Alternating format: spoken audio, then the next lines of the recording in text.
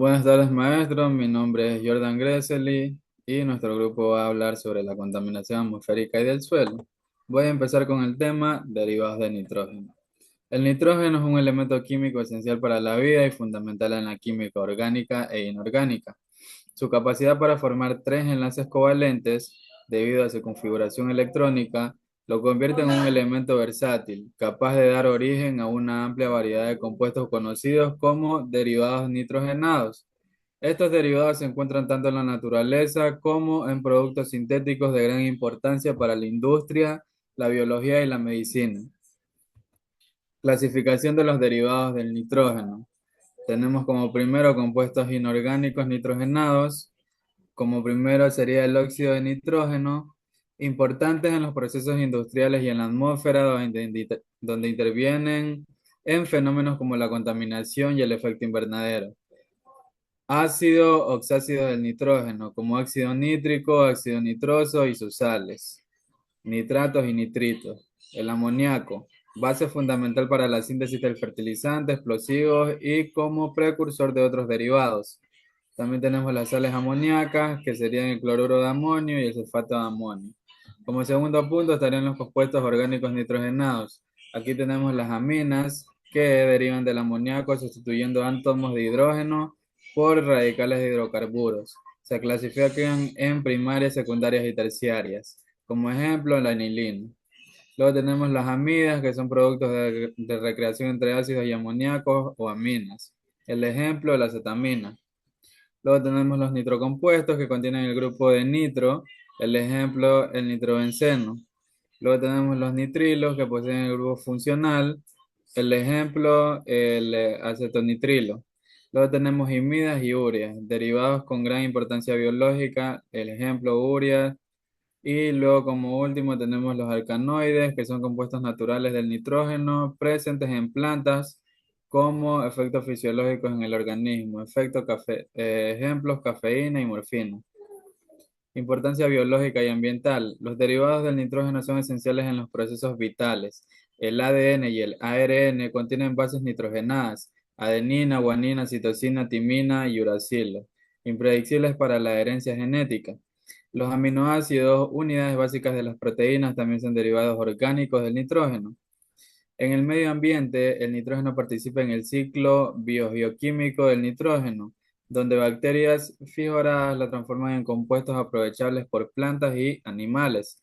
Sin embargo, su uso excesivo en forma de fertilizantes nitrogenados provoca contaminaciones de agua y emisiones de gases como el óxido de nitrógeno, contribuyendo al cambio climático. Aplicaciones industriales. Los fertilizantes tenemos urea, nitrato de amonio, sulfato de amonio. En explosivos tenemos la nitroglicerina, el trinitrotolueno, la TNT y la pentrita. Como farmacéutica tenemos antibióticos, penicilina, tetraciclinas, analgésicos como paracetamol y anestésicos locales. Y como colorantes y plásticos tenemos que derivados como la anilina para colorantes sintéticos y polímeros.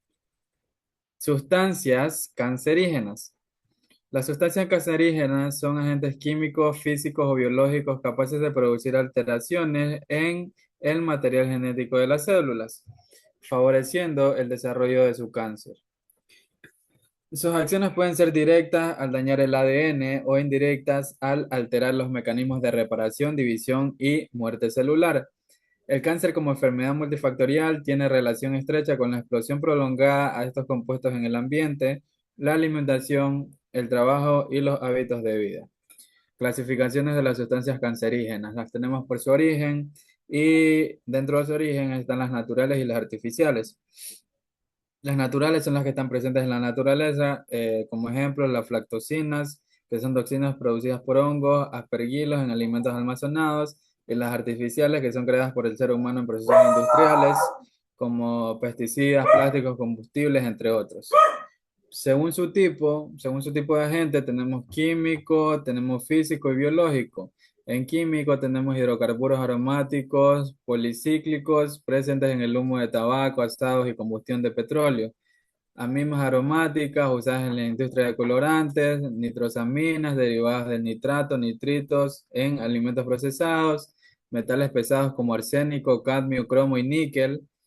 En la parte física tenemos radiación ionizante, los rayos X o radiación gamma. Tenemos radiación ultravioleta del sol que provoca mutaciones en la piel y biológicos. Tenemos virus oncogénicos como el virus del papiloma humano, el virus de la hepatitis B y C y el virus del Epstein-Barr. Bacterias como el Helicobacter pylori asociadas al cáncer gástrico. Según la clasificación de la IARC, que son Agencia Internacional para la Investigación del Cáncer. Tenemos el grupo 1, que son cancerígenos confirmados en humanos, ejemplos del tabaco, alcohol, radiación UV, benceno. El grupo 2B, probablemente cancerígenos en humanos, que son glifosatos, carnes rojas procesadas, y bueno, eso sería. Luego tenemos el grupo 2B, que posiblemente cancerígenos en humanos, los ejemplos serían café muy caliente y cloroformo. El grupo 3 no clasificadas para falta de evidencia y el grupo 4 probablemente no cancerígenos, que son muy pocos en esta categoría. Gracias. Continuando con la exposición, mi nombre es Orojuela García Vivacín y yo voy a hablar sobre el efecto invernadero y sus consecuencias. El efecto invernadero es un fenómeno natural que permite mantener la temperatura de la Tierra dentro de los rangos adecuados para la vida. Se produce cuando ciertos gases presentes en la atmósfera, como el dióxido de carbono, el metano, el óxido nitroso y el vapor de agua, retienen parte de la radiación infrarroja emitida por la superficie terrestre. Sin embargo, la actividad humana, especialmente desde la revolución industrial, ha incrementado la concentración de estos gases, intensificando el fenómeno y provocando el calentamiento global con múltiples consecuencias. Aquí tenemos que estas consecuencias pueden ser efectos locales, efectos regionales y efectos globales. A nivel local, el efecto invernadero se manifiesta en el aumento de las temperaturas de las ciudades debido a la acumulación de gases contaminantes y al uso de materiales que retienen el calor. También produce alteraciones en la calidad del aire. Con mayor concentración de ozono protosférico, la contaminación que afecta a la salud respiratoria se vuelven cada vez más graves. El cambio microbiano con variaciones de lluvias y mayor sequedad en determinadas áreas. Dentro de los efectos regionales tenemos la modificación de patrones de lluvia con sequías prolongadas en algunas regiones y lluvias intensas en otras. Deshielos en montañas y glaciares regionales que afectan la disponibilidad de agua dulce. También tenemos la pérdida de biodiversidad, especialmente en ecosistemas sensibles como selvas tropicales y otros bosques, etcétera. Impacto en la agricultura, disminuyendo la productividad de cultivos sensibles a cambios de temperatura y humedad. Dentro de los efectos globales tenemos el aumento de la temperatura promedio global, el derretimiento de los casquetes polares y glaciares y con consecuencia sube el nivel del mar. También tenemos la elevación de corrientes marinas y atmosféricas. Provoca fenómenos extremos como huracanes más intensos, olas de calor, tormentas y frentes fríos atípicos. También tenemos la pérdida de ecosistemas enteros con impactos en la cadena alimentaria global. Esto también puede tener efectos en el ser humano. Puede impactar la salud, la seguridad alimentaria, migraciones climáticas, economía y conflictos sociales. Muchas gracias. A continuación, mi compañero. Claro que sí, a continuación de la exposición, quien les habla, Mendoza Girón Roxana, voy a continuar con la contaminación del suelo. En sí, el suelo es la capa superficial de la corteza terrestre formada por la interacción de procesos físicos, químicos y biológicos a lo largo del tiempo. Se compone de una mezcla de partículas minerales, materia, lo que es materia orgánica, aire, agua y organismos vivos, lo que lo convierte en un sistema complejo y dinámico. Su formación se debe a la meteorolización de rocas, como viene a ser la alteración física y química, combinada con la acción de factores biológicos como microorganismos, plantas y animales. Desde el punto de vista ecológico, el suelo es un recurso natural, no renovable en escalas humanas de tiempo, ya que su formación puede tardar siglos. mientras que su degradación ocurre en pocas décadas debido a la acción antrópica. El suelo puede cumplir múltiples funciones como soporte físico para las plantas, permitiéndole el anclaje de raíces, reservorio de nutrientes y agua esenciales para el desarrollo vegetal, hábitat de organismos como bacterias, hongos, lombrices e insectos que participan en el reciclaje de nutrientes, regulador ambiental, actuando como un filtro de contaminantes y como sumidero de lo que es carbono en el ciclo global del carbono. Base para las actividades humanas como la agricultura, ganadería, silvicultura y construcción. En agronomía, el suelo se define como un medio natural que sostiene la producción vegetal y su calidad se mide en términos de fertilidad, capacidad de suministrar nutrientes, estructura, disposición de partículas y capacidad de retención de agua. En ciencias ambientales se lo considera también como un sistema vivo. Dado a su biodiversidad interna, es clave para mantener el equilibrio de los ecosistemas. La degradación del suelo es un producto de deforestación, la urbanización y el sobrepastoreo, y el suelo inadecuado de agroquímicos constituye uno de los principales problemas ambientales actuales, ya que conduce a la desertificación, pérdida de fertilidad y erosión. Por ello, su conservación y manejo sostenibles son esenciales para garantizar la seguridad alimentaria y la producción de los ecosistemas terrestres. Las causas de degradación de los suelos es el proceso por el cual este recurso natural pierde sus propiedades físicas, químicas y biológicas, disminuyendo su capacidad para sostener la vida y cumplir funciones ecológicas esenciales. Este fenómeno es consecuencia de la interacción de factores naturales y sobre todo de la acción humana, que ha acelerado su deterioro en las últimas décadas. Entre estas encontramos sus principales causas de la degradación de los suelos. Tenemos como erosión hídrica y eólica. El arrastre de estas partículas por agua y viento en forma más común de degradación. La deforestación y el sobrepastoreo y las prácticas agrícolas inadecuadas dejan al suelo desprotegido, facilitando que las lluvias intensas o vientos transporten la capa fértil superficial. Deforestación, esto de aquí viene a ser parte de la eliminación de la cobertura vegetal que reduce la protección natural del suelo, favorece la erosión y altera el ciclo hidrológico. Además, al disminuir la entrada de la materia orgánica, el suelo pierde fertilidad. Agricultura intensiva y prácticas inadecuadas.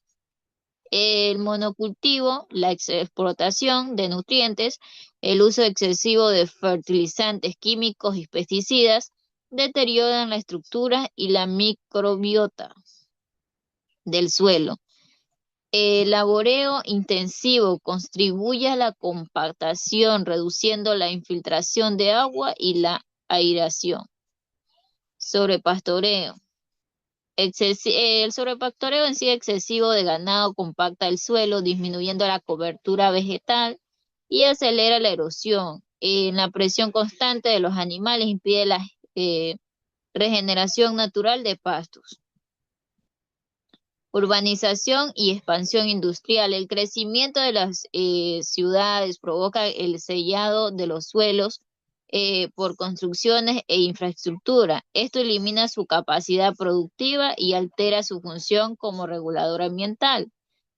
Contaminación del suelo, los derrames de hidrocarburos, la acumulación de metales pesados, residuos sólidos y lixiviados de vertederos modifican la composición química del suelo, afectando la biota y la calidad de recursos.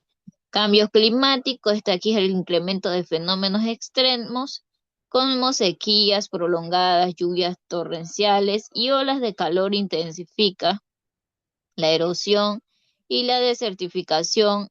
Asimismo, la evaluación de temperaturas acelera la descomposición de la materia orgánica, reduciendo la fertilidad. Salinización ocurre especialmente en zonas áridas y semiáridas, donde el riesgo inadecuado y la mala gestión del agua generan acumulación de sales en la superficie, volviendo improductivas grandes áreas agrícolas. Gracias. Siguiendo con la exposición, les voy a hablar sobre los factores influyentes en la contaminación del suelo. Mi nombre es Heidi Jordán Cortés.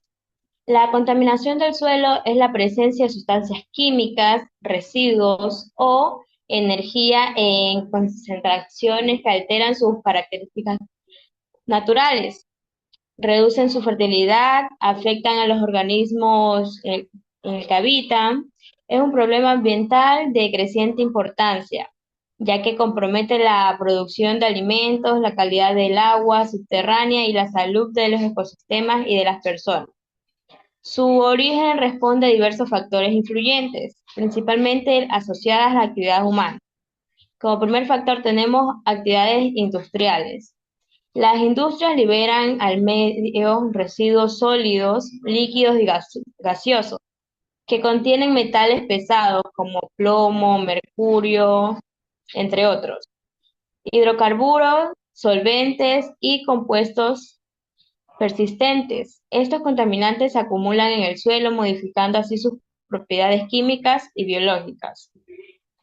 Segundo factor, agricultura intensiva. El uso excesivo de fertilizantes químicos, pesticidas, contribuyen a la acumulación de componentes tóxicos en el suelo.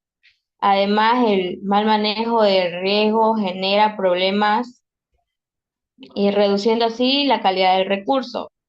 Residuos sólidos y urbanos. La disposición inadecuada de la basura en botaderos o vertederos no controlados provoca lixiviados cargados de contaminantes orgánicos e inorgánicos, que se filtran en el suelo y alcanzan aguas subterráneas. Cuarto, derrame de hidrocarburos.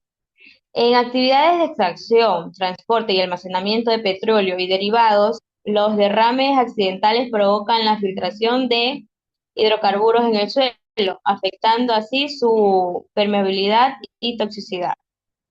Quinto, urbanización y expansión demográfica.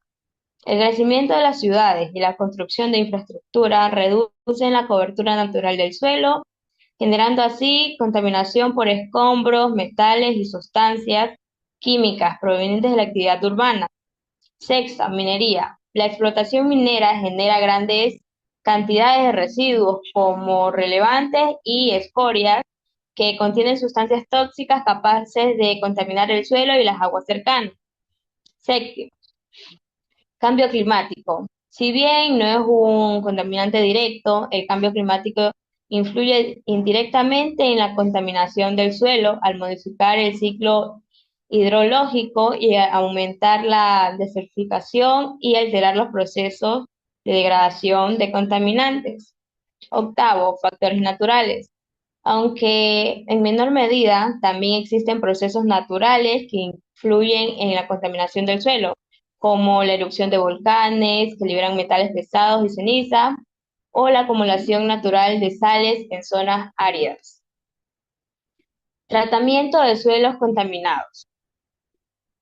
El tratamiento de suelos contaminados comprende el conjunto de técnicas y procesos aplicados para reducir, eliminar o contener las sustancias tóxicas presentes en el suelo, con el fin de recuperar su calidad y funcionabilidad.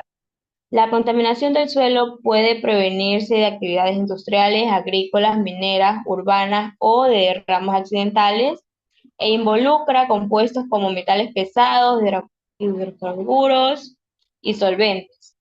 La elección del tratamiento depende de varios factores: el tipo de contaminante, la concentración, las características fisioquímicas del suelo, la extensión de la zona afectada y el uso futuro previsto para el terreno. En términos generales, los métodos pueden clasificarse en físicos, químicos y biológicos, además de estrategias de confinamiento y remediación de in situ o ex situ. Tratamientos físicos. Se enfoca en la separación o extracción del contaminante. Lavado de suelo, utiliza soluciones para arrastrar los contaminantes solubles. Ventilación del suelo, remueve compuestos volátiles aplicando vacío y extracción de gases. Extracción térmica, emplea calor para volatilizar contaminantes como hidrocarburos. Tratamientos químicos. Buscan transformar los componentes en compuestos menos tóxicos. Oxidación química in situ, uso de agentes como peróxido de hidrógeno, ozono o permangato, para degradar contaminantes orgánicos. Solidificación. Se añaden agentes como cemento, cal o pelímetro para así inmovilizar contaminantes, reduciendo su movilidad. Tratamientos biológicos. Aquí aprovechan las acciones de los microorganismos, plantas, para degradar contaminantes. Biorredención. Utilizan las bacterias y hongos para transformar sustancias tóxicas en compuestos inocuos. Fitorremediación. Emplean las plantas para que así absorban los contaminantes pesados, por ejemplo, el girasol para metales pesados, etcétera. Compostaje. Adicción de la materia orgánica específicos para estimular lo que son los procesos de biodegradación. Métodos de confinamiento. Cuando la descontaminación total no es viable, se opta por contener los contaminantes, recubriendo con capas impermeables para así evitar el contacto con seres vivos, el aislamiento físico mediante barreras subterráneas que impiden la migración de estos contaminantes hacia las aguas subterráneas. Enfoque in situ y ex situ. In situ es el tratamiento que se realiza en el mismo lugar de la contaminación sin remover el suelo. Es menos costoso y menos invasivo. Y el ex situ implica escarbar en el suelo contaminado y tratarlo en instalaciones externas. Ejemplo, bioreactores. Aunque es más costoso, permite un mayor control. Gracias. A continuación, quien habla es Nina Tapuyo. El, el tema tenemos el contaminantes del suelo. El suelo es un recurso natural fundamental para la vida, ya que sostiene la producción agrícola, que regula el ciclo hidrológico y albergas gran parte de la biodiversidad. Sin embargo, diversas actividades humanas han introducido en él contaminantes que alteran su equilibrio natural y afectan tanto el medio ambiente como a la salud humana. Los contaminantes del suelo son sustancias químicas, físicas o biológicas que al acumularse modifican la estructura, composición y funcionalidad del suelo, reduciendo su fertilidad, generando riesgo toxicidad. Los contaminantes del suelo pueden clasificarse en diferentes grupos según su origen y naturaleza. Como primero tenemos contaminantes químicos. Son los más frecuentes y que se deben principalmente a la actividad industrial, agrícolas y urbana. Metales pesados como plomos, mercurio, cadmio y arsénico. Esto se degrada y tiene bioacumularse en plantas y animales, representando en alto riesgo para la salud. Pesticida y herbicida. Esto utilizado en la agricultura, intensas sustancias eh, como, como el glifosatos que pueden persistir por largos periodos y afectar organismos no objetivos. Hidrocarburos y derivados del petróleo. Esto derrame de los combustibles, lubricantes y solventes contaminantes suelos cercanos o carreteras, estaciones de servicio e industrias. Sales y fertilizantes químicos. El uso excesivo de nitratos y fosfatos provoca la salinización del suelo y contaminación de aguas subterráneas. El segundo tenemos contaminantes físicos. Esto se relaciona con la presencia de los materiales sólidos que alteran la calidad del suelo, como plásticos, microplásticos. Estos se acumulan en zonas agrícolas y urbanas debido al manejo de residuos y escombros y residuos de construcción. Esto reduce la capacidad del suelo para retener agua y nutrientes. Desechos radiactivos, aunque menos comunes, representan un riesgo persistente en zonas cercanas a centrales nucleares o sitios de disposición inadecuada. El tercero tenemos contaminantes biológicos. Esto proviene de la incorporación de organismos patógenos al suelo, bacterias y virus parásitos. Estos derivados de aguas residuales no tratada o de usos de estiércoles como contaminados. Agentes zoonóticos, esto como salmonella, que pueden transferirse a cultivos y afectar la salud humana. El cuarto tenemos contaminantes emergentes. En esta sustancia recientemente es reconocida como peligrosa para el suelo, como fármacos y antibióticos. Esto llega al suelo a través de residuos hospitalarios o excretas de animales medicados. Nanomateriales y productos químicos sintéticos empleados en cosméticos como producto de limpieza y procesos industriales. Evaluación de contaminante en el suelo. La evaluación de contaminante en el suelo es el proceso mediante el cual se identifican o cuantifican y valoran sus sustancias presentes en este recurso con el fin de determinar el grado de que afectan ambientales, los riesgos potenciales para la salud humana y ecosistémica de medios necesaria para su remediación. Esta evaluación resulta fundamentalmente porque el suelo actúa como el depósito de contaminante de origen agrícola, industrias, minero, urbano, natural, los cuales pueden permanecer durante décadas a su capacidad de retención y lenta degradación. El procedimiento de evaluación genera comprender varias etapas. Como primera tenemos identificación del sitio y antecedentes.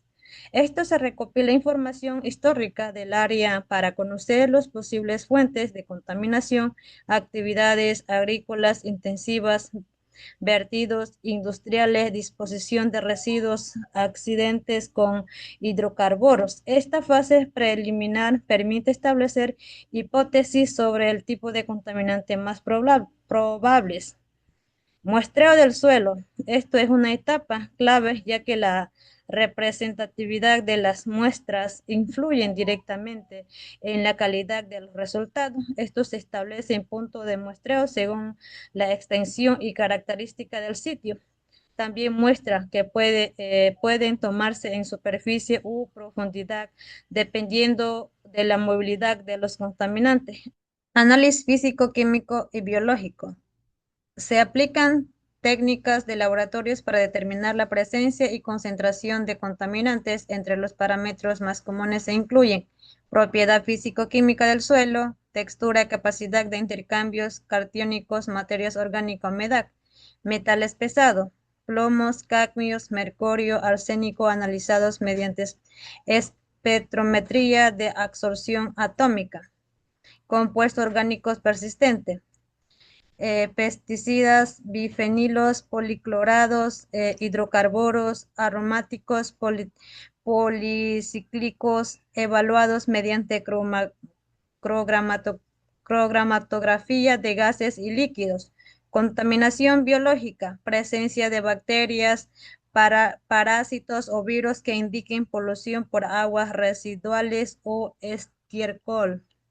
Evaluación de riesgo. Una vez obtenidos los datos, se compara con los límites máximos permitidos establecidos por normativas nacionales e internacionales. Esta comparación permite valorar Si el nivel de contaminante representa un riesgo para la salud humana, la seguridad alimentaria o el equilibrio ecológico. Modelos de dispersión y movilidad. En algunos casos se aplican modelos predictivos para evaluar cómo los contaminantes pueden migrar hacia aguas subterráneas, ríos o cultivos. Se consideran factores como la solubilidad, volatilidad y capacidad de absorción en las partículas del suelo. Informe y propuestas de remediación. Finalmente, la evaluación concluye con un diagnóstico de nivel de contaminación, los riesgos asociados y las recomendaciones de tratamiento o restauración del suelo, priorizando tecnologías sostenibles y económicamente variables. Gracias.